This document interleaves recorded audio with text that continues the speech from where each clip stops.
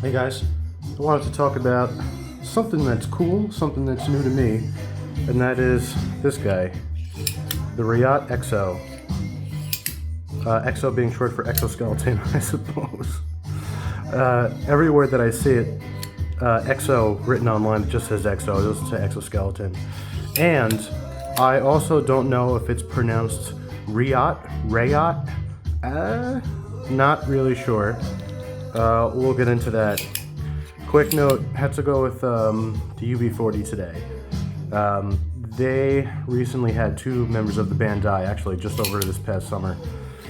I've had actually this knife since October, and they had a death in October, and I was hoping to make this video a while ago, but other things got in the way. And it's not actually the only thing that's new to me since October, so we'll get into that. So, this is pretty unusual because it's an out-the-front knife, but it's also not an automatic knife. It's a true gravity knife. You don't see a lot of true gravity knives around, and you don't see a lot of out-the-fronts that are not automatics. And this one has a really novel original opening mechanism, you know, so you've got this pivot pin at the bottom here, and what happens is you hold it from this, I guess you'd call it a scale. This is micarta, by the way. I know that there's a G10 version. I'll get into different versions in a minute too. But you kind of grab it with two fingers, this top one, and then you release, you let go on the bottom, and so you could see how this swings open like this, right? So if you let it go, the bottom will drop out, but you also want to tilt it down. So when you let it go, the knife comes out. And then you could just go ahead and close it. Now you can see how it locks. It doesn't lock. I wouldn't call this the safest knife in the world, and I guess you can see why, but this this slider here in the back, it locks into, when you let this go back down, it's now locked. This will not slide back close again. And then, similar to how you open it and tilt it down, if you tilt it back, the blade will slide all the way back. And then you could see how that bolster, I guess you'd call it, I don't even know what the heck you should call it, fits into that little groove there, okay? So that is that, and it's definitely unique. I've never seen anything else behave like this. This is a really, really quality machining, I would say. Like this stippling, this jimping, I'd say, it kind of feels like a 1911. Like it kind of feels like an Ed Brown, like the where the finger grooves would be, or the back strap, or something like that. It really feels really, really good. This is an LMAX blade, and as I understand it, the handles, the frames is titanium. And this is micarta. Might be hard to pick up the color. There isn't very much color in it. It's kind of blackish, whitish, grayish. I think they actually call this green, and in person, it's a little greener than it is on camera. It's a little olive drab green-ish.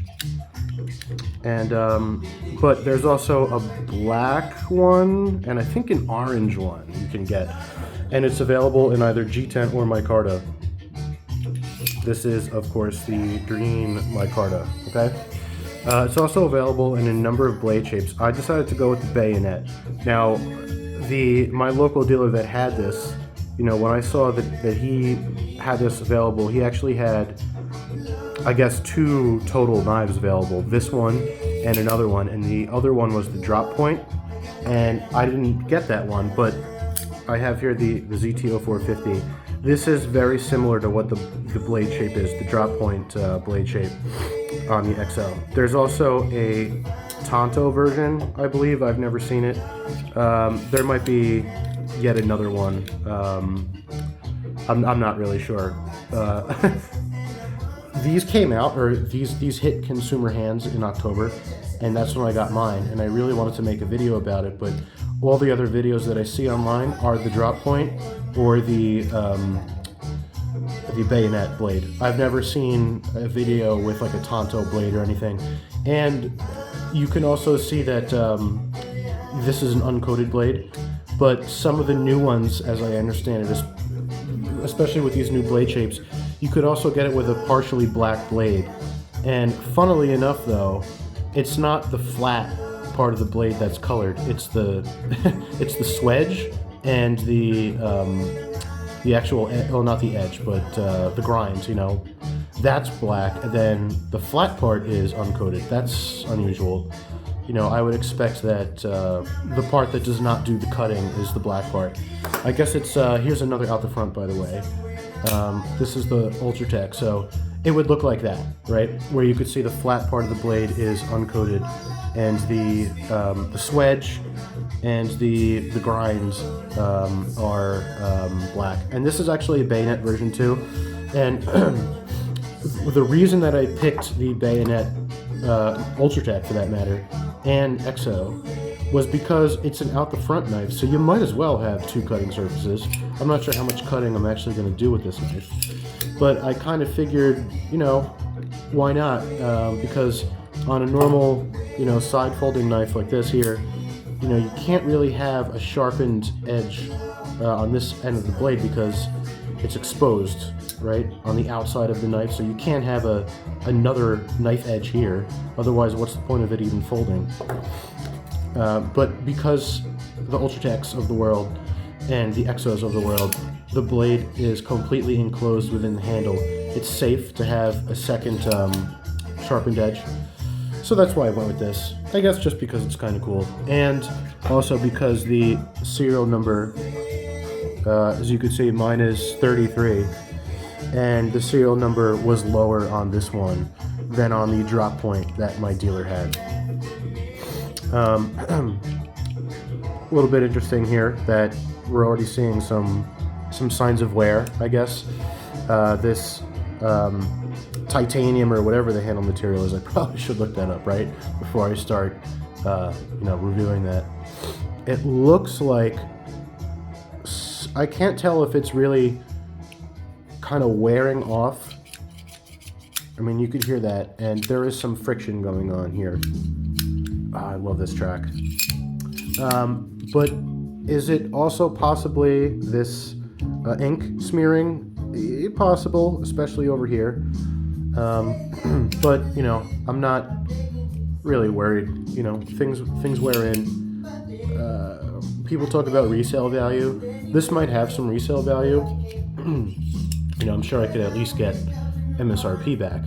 But I'm not really interested in that kind of stuff. I suppose one day, if there's a lady in my life that asked me to reduce the collection, you know, I suppose I would. But there are no ladies in my lives right now, so more knives. You know, no wives, but plenty of knives, I guess. That was a lame joke. Okay. Anyway, cool knife. This is Elmax blade, Elmax steel, as I mentioned before. Really cool blade steel. This is the only thing Elmax that I own. I know that some micartechs were made in Elmax. They even made a beard comb, an out-the-front automatic beard comb in Elmax. I really want that. If anybody has one, let me know. I'm interested. Closet bougie, so, you know, combining being bougie with knives sounds pretty cool to me. Elmax, as I understand it, is very stainless. It's a bowler steel, and it's one of their, I guess a metallurgist could probably say this better than I could, but, you know, when you're choosing different steels for a knife, you know, there's kind of three different categories. There's the corrosion resistance, wear resistance, or hardness and toughness.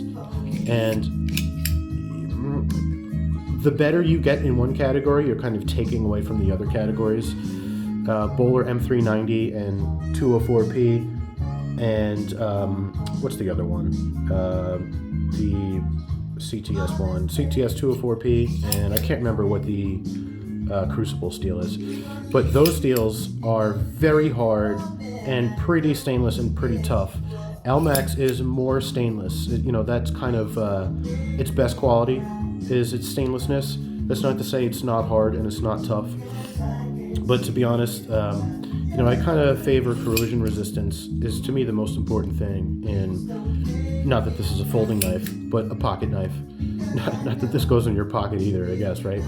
But toughness is not really that important to me. I'm not hammering away with folding knives or pocket knives or whatever. And wear resistance, you know, hardness, you could always just sharpen it, you know, and the harder it is to sharpen. All right. So what did this come with? Well, it came in this box. You know, it says Reate knives. Okay. It opens from the back though, and cool that it, you know, tells you what it is on the outside of the box too. Not everybody does this. And it has the serial number on the outside, and then inside it came with a Kydex clip, which I'll show you. I'm not going to take all the extra parts out. This Exo, this is where the actual knife was. These had some screws and washers, and this was the clip. And here is the clip. Okay, so why does this go into a... I'm going to, by the way, use holster and clip interchangeably, even though they're not the same thing. But this comes with, you know, this kind of swing open clip. I was pretty disappointed with this holster and how it mounts to the clip, actually. And there are not a lot of ways to do it, actually. You know, you would kind of look at the back of this and say, oh, you know, look at all these. I can configure it to all these different angles. And if I want to mount it this angle or 45-degree cant, I can do that. Well, you can't, actually, because these holes don't all align. You know, there's really only a few positions that you can mount this with. And that was, you know... this isn't a tactical knife. I'm not gonna have to pull it out in war and use it, and you know. But I was a little bit disappointed with, you know, the holster is fine, but I was disappointed with the clip that they decided to go with. It's better than belt loops, but I just wish that there were more mounting options. So, you know, why does this not have a pocket clip on the knife, by the way? Because it could open in your pocket. Actually, I should probably close this ultra track before I have my hand down on it. It could open in your pocket, right? If it's just in there jingly jangly. There's no lock to lock the handle closed. So, you know, theoretically, if this is sitting in your pocket, what if it hinges open? And, you know, what if it's this way in your pocket, it hinges open, and, you know, the blade might not come all the way out, but it might come a little bit out and poke you. So that's also kind of something that I'm a little disappointed with. I'm hoping that in the future they could put some kind of, well, I don't want to call it a manual thumb safety, but some kind of catch, some kind of mechanism that, you know, going back to the 1911 thing, even if it's just like a grip safety, you know, something that if you're holding it in your hand, it would not make it difficult to open and close, but something that would prevent it from opening it in your pocket, okay? Because it's quality Kydex, I suppose, but I don't always really want to carry this on my hip.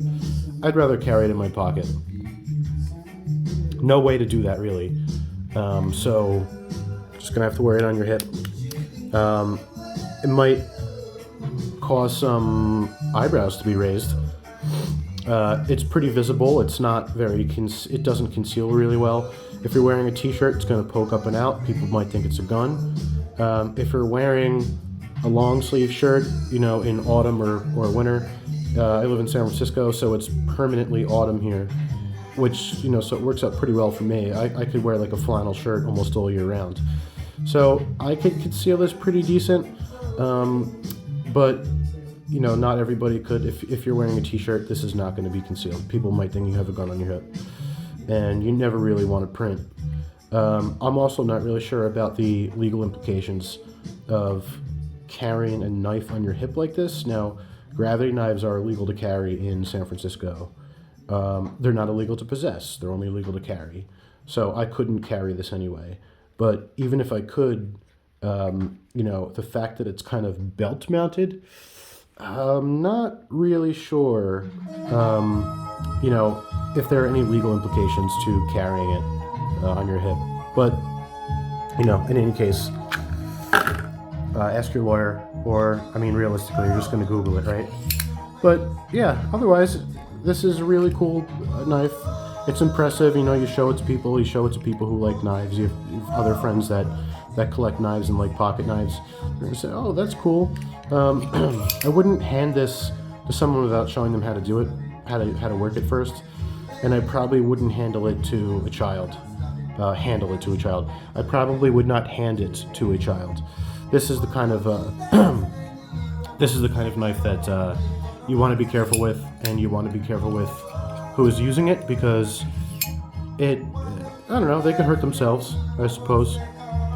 But yeah, it's a cool item, and I hope I get some real use out of it in the future.